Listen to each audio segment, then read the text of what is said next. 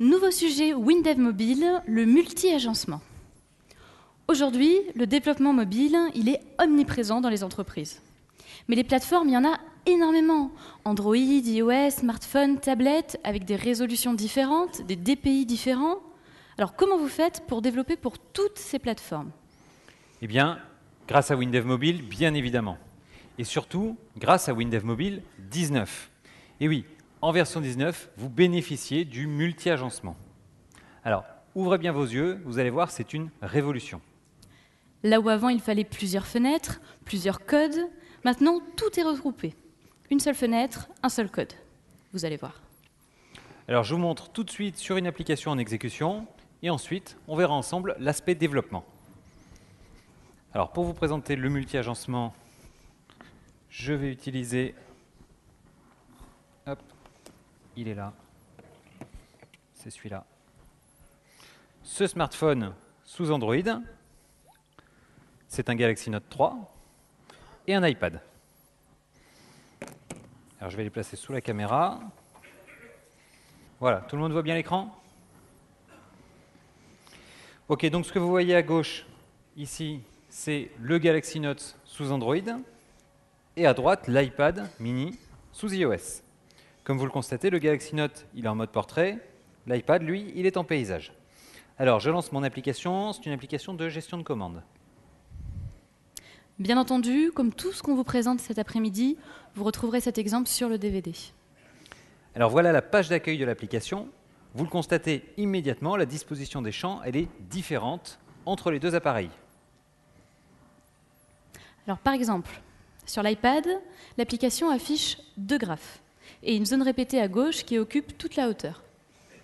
Tandis que sur le Galaxy Note, on voit l'histogramme du chiffre d'affaires, il est en haut, et la zone répétée, elle est plus petite et elle est placée en dessous. Et là, en développement, c'est la même fenêtre. Mais sur le Note, Manu, il manque un graphe, non? Alors, oui, sur le smartphone, l'écran il est plus petit, on n'affiche qu'un seul des deux graphes. Pour voir l'autre, c'est tout simple, j'ai un bouton ici. Quand j'appuie dessus, je vois l'autre graphe. En développement, c'est la même fenêtre, je vous l'ai dit. Et regardez bien, encore plus fort. Je tourne le Galaxy Note pour le passer en paysage. Hop, voilà. Vous le voyez, l'IHM s'est adapté. Les champs qui étaient en dessous, ils se sont placés à gauche pour exploiter au mieux la surface d'affichage. Le graphe, il est maintenant placé à droite de la zone répétée. Et je le rappelle, c'est la même fenêtre. Et je vais même vous faire rêver, j'ai pas fait une ligne de code pour gérer ça. Allez, je reviens en mode portrait. Voilà. Alors maintenant, je vais voir la fiche d'un client. Je clique sur son nom. Bon, on va prendre le premier client, Madame Bergerot. Hop, hop. Voilà. Et là, j'ai de nouveau 2 IHM très différentes. Sur le smartphone, vous le voyez, j'ai 3 parties à la queue leu. Tandis que sur l'iPad, il y a de la place. Tous les champs sont côte à côte. Ils sont juste regroupés par catégorie. Et là, en développement, je vous le donne en 1000, c'est la même fenêtre. Mais là, en iOS, on est sur un iPad. Oui. Et qu'est-ce que ça donne sur un iPhone alors? Parce que l'écran, il est plus petit. Oui, et ben regarde, justement, j'ai un iPhone ici. Hop, et j'ai aussi la même application sur cet iPhone. Alors, le voilà. Pour qu'on voit bien, je vais revenir sur la fenêtre d'accueil sur les deux autres. Voilà. Ça, c'est la fenêtre d'accueil sur un iPhone. Là, en développement, les 3 écrans que vous voyez, c'est la même fenêtre. Et là, Manu, les champs en haut, normalement sous Android, c'est une action bar et sous iOS, c'est une nav bar. Comment ça se passe? Alors, c'est vrai, effectivement, sous Android sur la Galaxy Note, ici, on a un champ action bar. C'est un champ typique d'Android.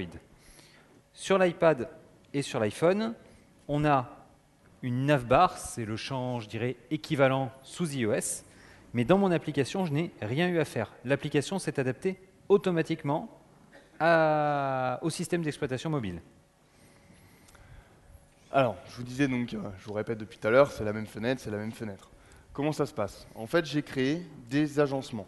Un agencement, en fait, c'est une mise en page pour une fenêtre. Donc plusieurs agencements, ça m'a permis de définir plusieurs mises en page pour la même fenêtre. je vous montre comment ça se passe en développement. Voilà, donc je vous disais, c'est créer la création de plusieurs mises en page pour la même fenêtre, mais toujours avec le même code. Le code, il est partagé. Alors, donc, ici, on est dans WinDev Mobile. Vous voyez la fenêtre d'accueil du projet que vous venez de voir en exécution. Et ici, à droite, vous voyez que cette fenêtre possède 4 agencements. Donc j'ai Galaxy Note en mode portrait, iPad en mode paysage, Galaxy Note en mode paysage et iPhone en mode portrait. Alors je passe d'un agencement à l'autre très facilement, simplement en double-cliquant dessus, sur la miniature. Les agencements, c'est une nouveauté exceptionnelle de WinDev Mobile 19. Et ça sert dans plein de cas. Alors voyons ça un peu plus en détail. Première utilisation des agencements, ça peut vous servir à proposer des IHM différentes entre le mode portrait et le mode paysage. Alors par exemple, si je prends la fenêtre d'accueil de mon projet ici et que je me place sur l'agencement paysage pour iPad. Le voilà. Ok. Alors maintenant, je vais faire un Go, mais avec la tablette en portrait. Vous le voyez, l'affichage est moins large. Du coup, les graphes sont tronqués. Et là, si on met juste des ancrages, ça risque d'être un peu serré, d'autant qu'il y a de la place libre en dessous. Bon alors, ce qu'on va faire, pour avoir une interface harmonieuse en mode portrait, on va créer un nouvel agencement pour l'iPad en mode portrait. Donc je reviens en édition, je crée le nouvel agencement. Alors pour créer un nouvel agencement, c'est facile, c'est dans le ruban, dans le volet fenêtre, je clique sur agencement et je choisis créer un nouvel agencement. Vous le voyez, WinDev Mobile m'affiche une fenêtre de création d'agencement. J'ai plus qu'à choisir la plateforme et l'orientation de mon nouvel agencement. Donc ici, on a dit iPad et portrait. iPad, portrait. Hop, Je valide. Ok. Alors il y a deux choses à savoir quand vous créez des agencements. Premièrement, pour créer un nouvel agencement, WinDev Mobile se base sur l'agencement en cours. Donc choisissez l'agencement qui est le plus proche de celui que vous voulez créer pour faire le moins de modifications. Et deuxièmement, bien sûr, vous n'êtes pas obligé de créer un agencement pour chaque plateforme d'exécution.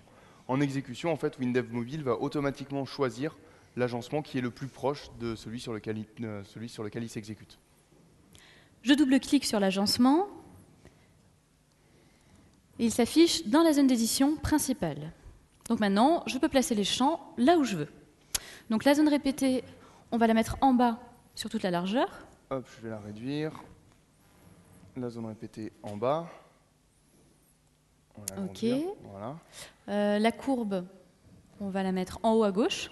La courbe en haut à gauche. Et l'histogramme, on va laisser à côté. C'est pas mal. L'histogramme, on le laisse à côté. On va les équilibrer. Voilà.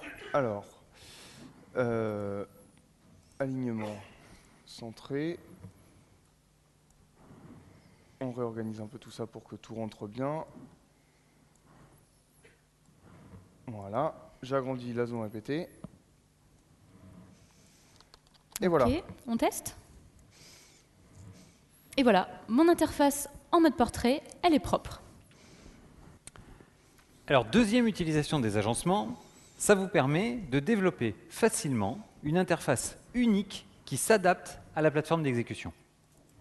Alors je reviens sur la fenêtre d'accueil de l'application, voilà, et je passe en double vue Android iOS. Alors ça se fait avec clic droit, activer la double vue.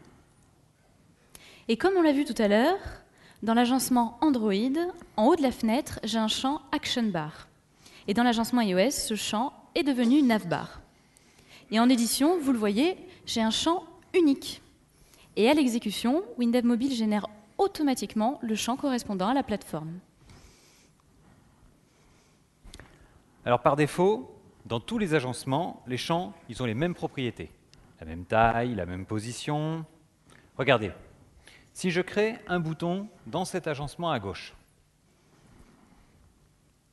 voilà, vous le voyez, il est automatiquement créé dans tous les agencements.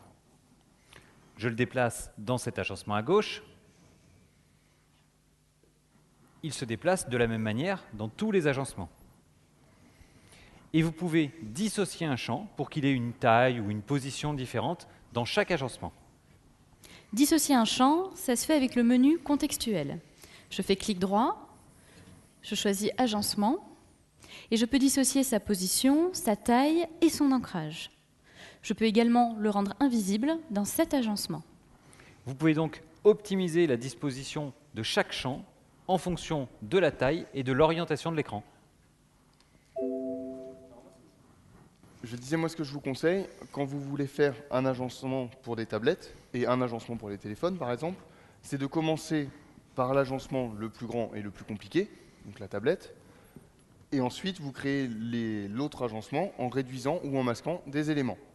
Par contre, si vous créez des agencements pour plusieurs smartphones, plusieurs matériels, je dirais, de même type, il vaut mieux commencer par le plus petit et ensuite utiliser les ancrages pour s'adapter aux résolutions les plus grandes.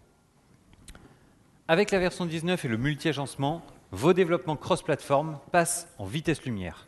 Vous développez une seule fenêtre et ça marche partout. Ça simplifie le développement, ça simplifie la maintenance, vous gagnez un temps fou.